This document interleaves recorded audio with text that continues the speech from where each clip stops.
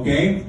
So, indicating a gap in previous knowledge is very, very important. Huwag niyong kakalimutan yan pag nagsusulat kayo ng introduction. In engineering and in other field of sciences, we called it NSDB. Need, solution, differentiation, and benefits. Differentiation, what's the gap? What is the product or the technology you are presenting and what is the existing? Anong pre-present mo talaga? Anong ino-introduce mo na technology compared to the existing one? Kaya aabot tayo sa utility model and patenting and the rest of the IPO field works. Kahit hindi ko field yan. Kasi 5 topic, grabe. Di ba? 5 topic hanggang mamayang hapon pa iikliin na lang natin. Okay. Move 3. Occupying a niche. By outlining purposes or stating the nature of the present study. That's obligatory. What's the purpose of your study? Why are you studying that? Kasi di ba, nag-cite ka ng maraming studies about that one. In Japan, ganito ang educational management. In America, ganito ang sitwasyon ng educational management according to research. In India, ganito ang educational management. In Manila, this is the situation in educational management. And you are coming in with a research gap. Ano bang missing link? Ano bang kulang sa mga studies na nabasa mo, cited in your first, second, and third paragraphs? Kaya dyan ka na pumapasok sa purpose mo, objective mo, ba't ka nag-i-study ng ganyan? Base sa gap. Kasi nakita mo dapat klaro pag nagsusulat ka at nagbabasa ka ng introduction. The situation, the gap, then your purpose. Yan, may hugot ka na. Kasi tinatanong, anong hugot mo? Ba't ka nag-study niyan? Diba? Pag nag-ano na ng master's thesis sa dissertation, why did you study that? Why is that your focus? Di na nakakasagot minsan. Dapat may hugot ka. Okay?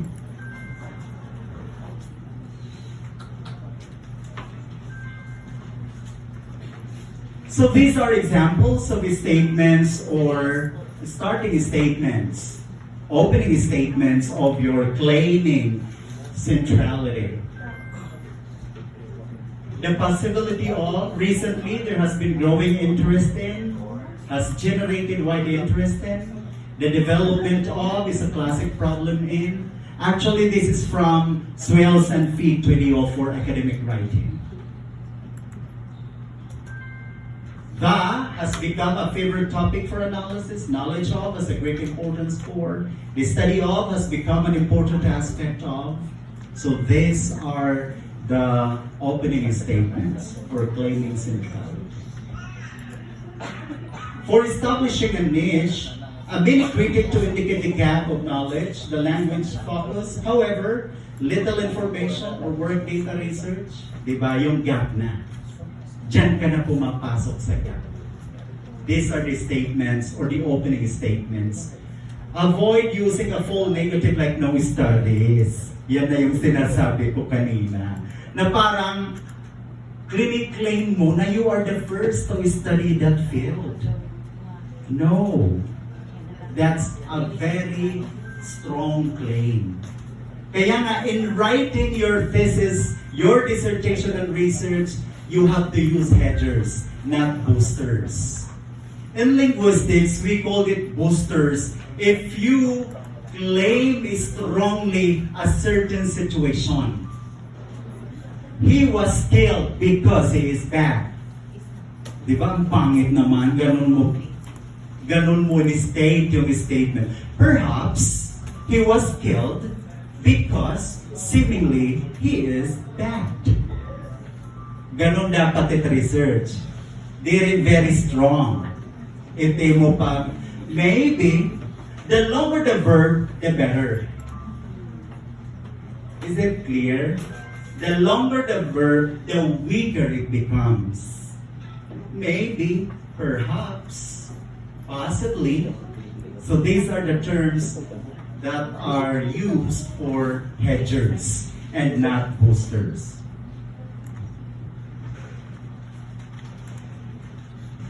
Negative statements using verbs. However, previous research in this field has concentrated on disregarded, failed to consider, ignored, neglected to consider. Di ba yun na yun? But no studies is a no-no.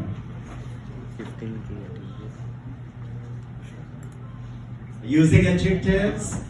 Nevertheless, these attempts to establish a link between dental fillings and disease are at present controversial, incomplete, inconclusive, misguided, questionable, unconvincing, and unsatisfactory. However, it remains unclear whether, so this is statements, then two variations in occupying the niche, the purposive. The authors indicate their main purpose or purposes. The aim of this paper is to give. And the descriptive, the authors describe the main feature of their research. This paper reports on the results obtained. Diyan na pumapasok yung purpose mo. And you express it this way. Ha? Makasulat na ba kayo ng introduction? Di ba ang dali lang? Lalo na online kayo. Ang dali lang. Pag naka-online kayo. Okay. Try.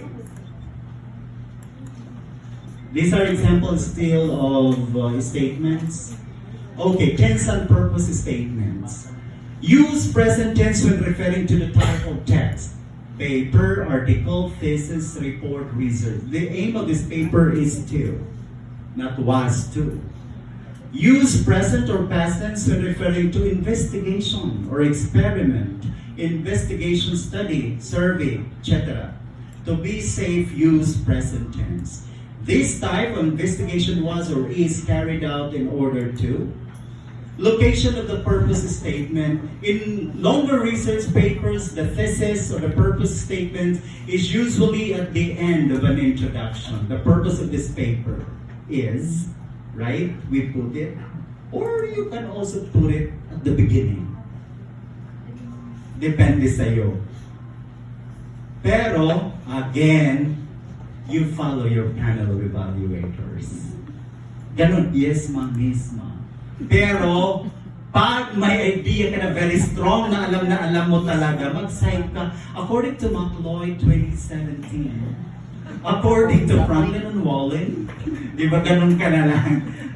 According to L.R. Gay 2004, Creswell 2004, maniniwala na sa'yo yan. Di ba? No sir, because according to John Saldana in 2012, maniniwala na sa'yo yung pa, alam mo ba? Unina pa, kahit question nun. Di ba? Ma'am, ano ba yung sa Saldana 2014? Pero wag ha, bakit bagsak kayo ng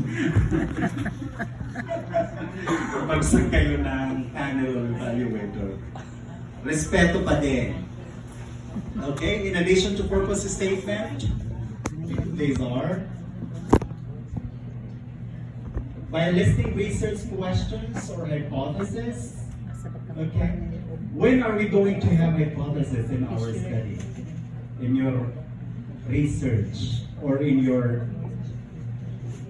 dissertation, or saan kita magiging ng hypothesis? And what type of study or design? Correlational? What else? Experimental? Quasi or quasi-experimental? What else? Causal comparative? Ex post facto? What else? but not in the qualitative or descriptive. Okay?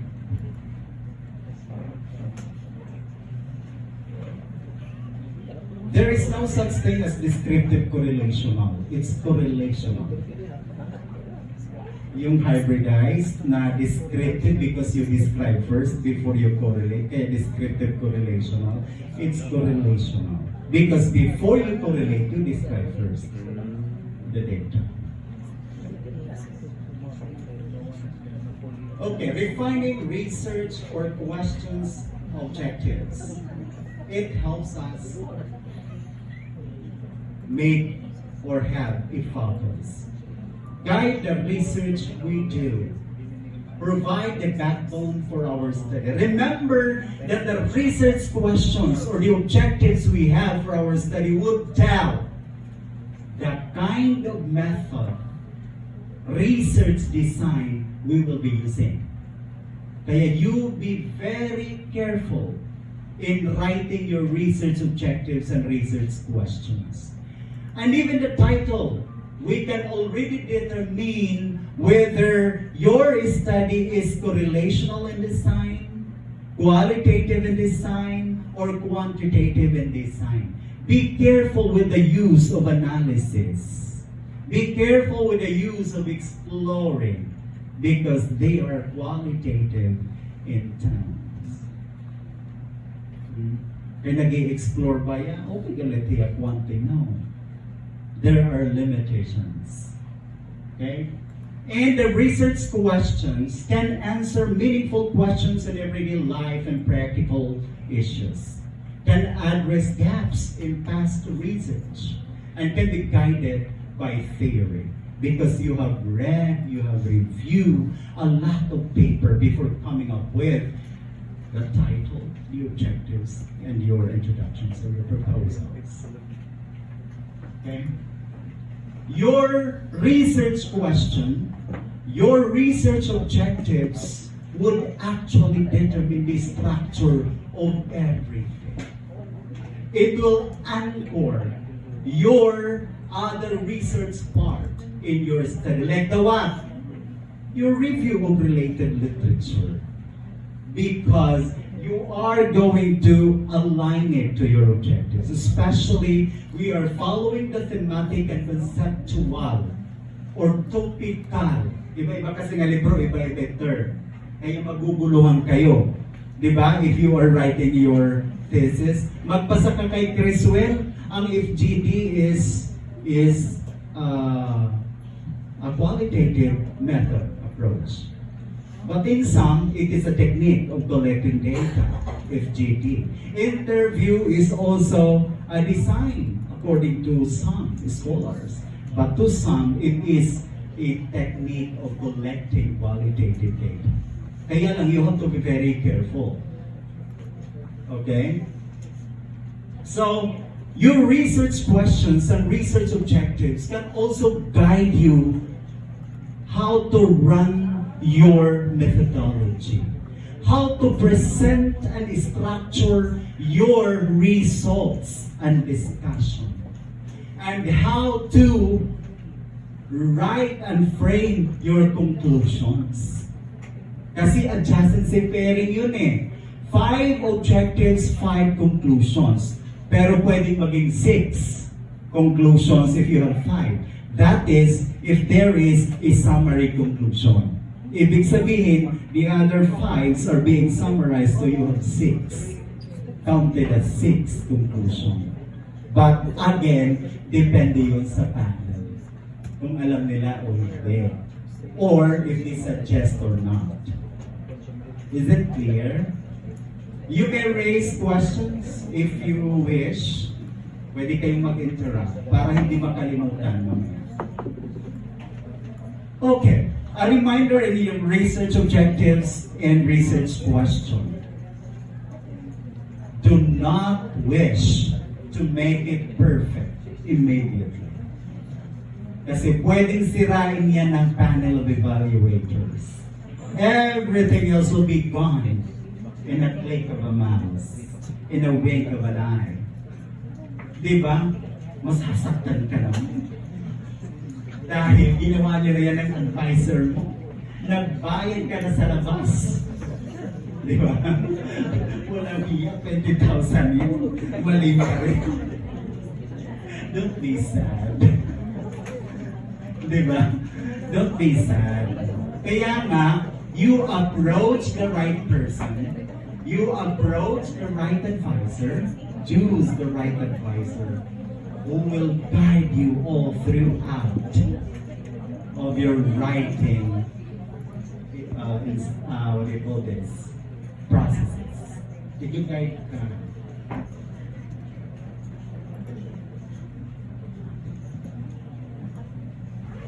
types of research questions? There are 4. Descriptive. Hindi to smart like a lesson planning. We are used to objectives. Kaya nga minsan, may gumagawa ng objectives pang lesson plan. Ang hirap. Ayaw maniwala. Kaya ako minsan ayoko na lang magsalita. Sige sir, ikaw na lang gumawa. Okay, mas maganda pa. Isa-insist mo na parang lesson plan. Is smarter, even smarter. Extending and rewarding. My goodness. Pag nasiring na estudyante, sir, sige ka na lang pag-ibig title and objectives, the better. Kesa naman ilang beses, ilang oras, di naman sumusunod, di naman ginagawa. Ako na nga, sige punta ka kay President, ipa-approve mo. Itanong lang ni Presidente minsan, nabasa na ba ito ni Dr. Madeja? Buti na lang, basa ko yung mind ni Dr. Campoto, our President. Alam ko na yun, yung takbo ng utak niya. Pag quasi-experimental, ganito yung gusto ng title, ganito yung objectives. Pag correlational, ganito yung objectives, ganito yung title. Ganun lang naman, coherence lang naman tinitingnan eh. So, ang daming nagsusurvive. Kaya naman, nagpaparade, lahat na sa ating pumupunta, kahit math, kahit agriculture. Hindi naman pwede. Kasi pambabastos na yun. Animal science, ako ang advisor. Oh my God. Huwag yung tatanggapin ha, huwag kayong magmamarunong. Sabi niyo, no, I cannot be your advisor, somebody else will take charge of you. Somebody who is knowledgeable about it, an expert about it. Ako hanggang title at objectives lang. Kasi generic naman ang research, di ba? Pwede ka nang magdulong-dulungan, pero pagdating sa content na po, pag mga analytics na yun, wala na. Okay. Descriptive. For example, you have a correlational title like a quasi, for example, a quasi-experimental. Academic performance.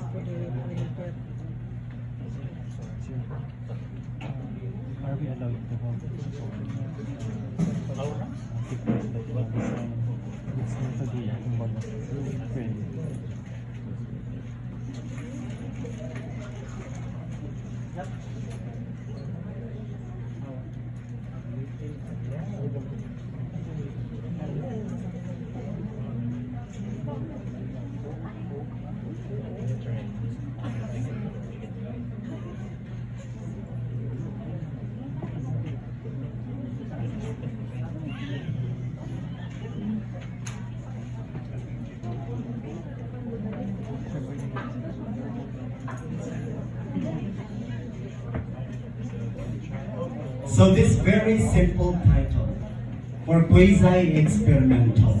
From the title itself, academic performance in English 10 using ICT. Of course, academic performance of, lagyan natin ng participants or respondents. But this is quasi, it's not respondents. Of grade 10 learners. Okay. So, we have descriptive, relationship, comparative, and causality. Now, for this title, we know that this is what? Quasi-experimental. Because from the title itself, you will see the result already. The title is telling already the result. that indeed there is an academic performance in grade 10 learners in English 10 using ICT. So ibig sabihin, one is using ICT, one is not using the ICT. That's quasi-experimental. Okay? Now, you've got to have first, number one, a descriptive what? Research question. Anong research question descriptive muna ang gagawin natin? A while back, I told you that you cannot compare, you cannot ask for relationship, you cannot ask for causality, objective, or research question without yet asking for descriptive objectives or question. So, what's gonna be our descriptive, objective, or research question? Somebody? This is writing na kayo tapos na naging on. Pag quasi-experimental. Kasi pag true experimental, iba naman yon. We are using the design like the CRD, the RBD, and match pair designs. Diba? Pag true experimental, gagamit ka ng what? CRD. Anong CRD? Anong RBD? Anong MPD? Ha? Pag true experimental, yun. Pero pag quasi-experimental, kemi-kemi lang. O anong unang objective? Ha? Pag quasi.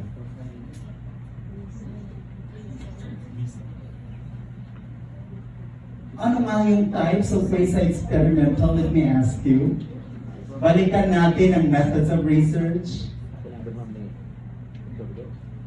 Ha? Give me one, sir. You're from DepEd? DepEd ka? Okay, taga-DepEd. Gusto ko yan kasi